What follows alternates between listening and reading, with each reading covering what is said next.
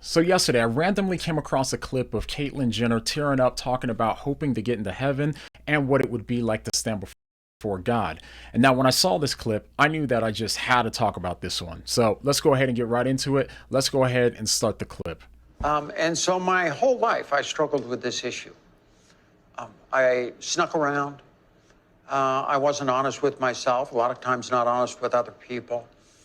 And that all changed when I finally had my final conversation with God.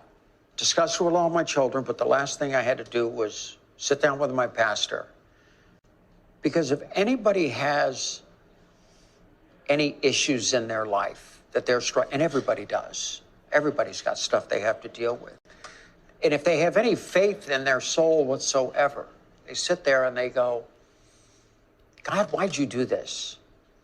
Why is this issue for me of identity in my head 24 hours a day, every day, 365 days out of the year? You can't take 2 aspirin, get plenty of sleep, wake up the next morning, and you're fine. It's just always there. It's who you are. But why? And so this question was always in my heart. And I sat down with my pastor, and you know what? I thought, is there a reason for this? Am I doing the right thing? Do I need to come out and make a difference in probably the most marginalized community in the world?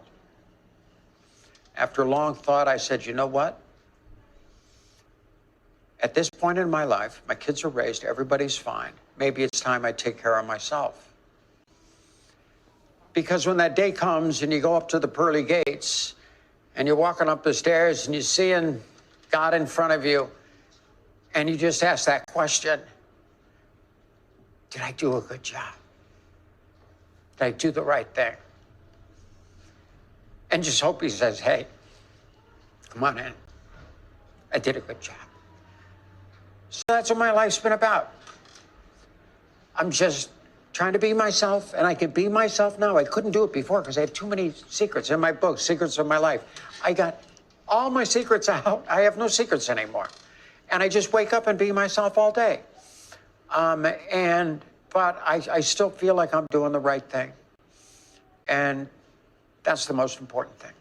Yeah, and I think when I get up there that day, hopefully I'm in.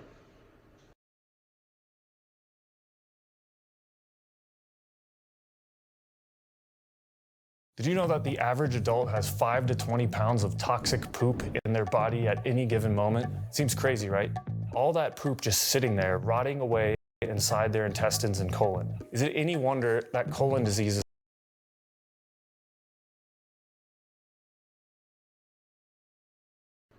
Okay, so there was a lot there, and there's so many different things that I would love to discuss, but I've got to get on a flight in a couple of hours, so let's just talk about 2 of the things that stuck out to me the most. All right, so first off, no matter how you see the situation, gender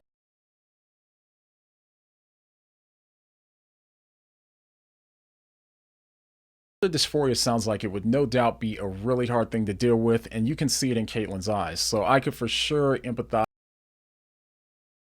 with people who struggle with stuff like that. How Caitlyn feels is honest, and I can tell it's something that would no doubt be hard to deal with.